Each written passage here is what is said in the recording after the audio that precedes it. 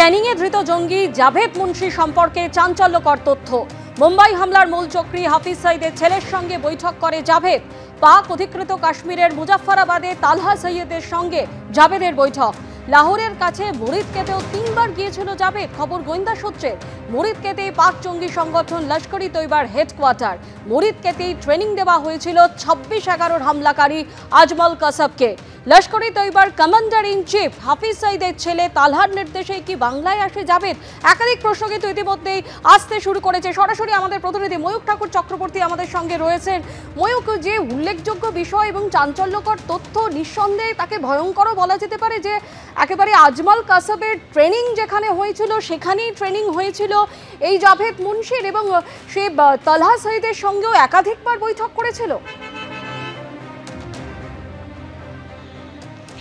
দেখো, একদমই প্রথমে যেটা বলি সেটা হচ্ছে লাহোর, পাকিস্তানের লাহোর শহর থেকে 15 কিলোমিটার দূরে এই মুরিদকে হচ্ছে লস্কর ই তৈবার হেডকোয়ার্টার। ওখানে ট্রেনিং থেকে ওখানে লস্কর ই তৈবার যারা যারা অ্যাক্টিভ মেম্বার রয়েছেন তারা সব মুরিদকে থেকেই অপারেট করেন।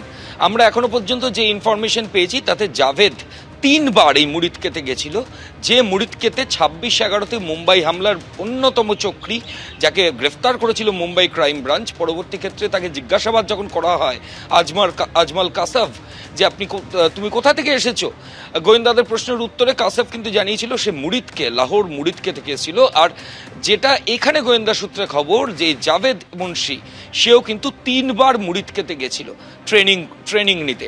আইডি ট্রেনিং এমনি সে পাকিস্তান থেকে নিয়েছে, করাচি থেকে। এছাড়াও মুরিদকেতেও তার মুভমেন্ট ছিল লাহোর থেকে 15 কিলোমিটার দূরে। এবং আরও যেটা জানা যাচ্ছে যে লস্কর ই তৈবার যিনি কমান্ডার ইন চিফ হাফিজ সঈদ, অর্থাৎ 26/11 অন্যতম চক্রী, মূল চক্রী যে হাফিজ সঈদ, সেই হাফিজ সঈদের ছেলে তালহা সঈদ, সে হচ্ছে পাকিস্তান অকুপাইড কাশ্মীর পিওকের মুজাফফরাবাদ বলে একটা জায়গা রয়েছে, সেখানে অপারেট করে এবং সেখানেই সে থাকে। পিওকেতে লস্করের যা অ্যাক্টিভিটি হয় তালহা সঈদি সেটা লিড করে।